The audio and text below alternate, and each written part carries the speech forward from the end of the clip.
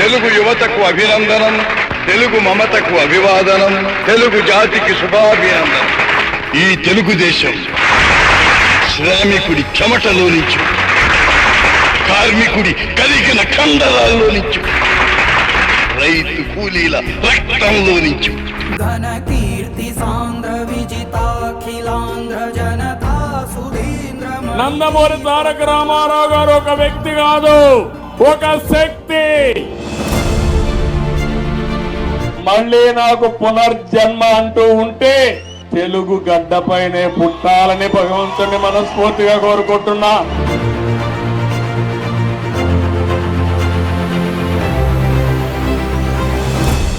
ఒక పక్క అభివృద్ధి, ఇంకో పక్క సంక్షేమం, రెండు కూడా సుపరిపాలనతో ముందుకు తీసుకుపోతామని చెప్పి కూడా నేను మీకు తెలియజేస్తున్నా.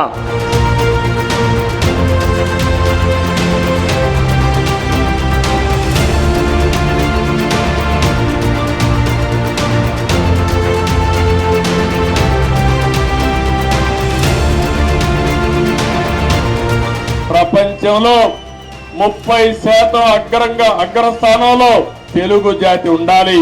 ప్రపంచంలో భారతీయులు నెంబర్ 1 గా ఉంటారు.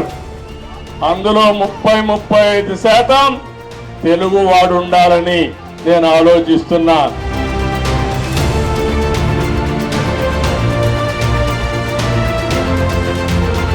పార్టీ పెట్టడానికి హిస్టరీ ఉండాలా, పార్టీని సమర్థవంతంగా నడిపించేదానికి క్యాలిబర్ ఉండాలా.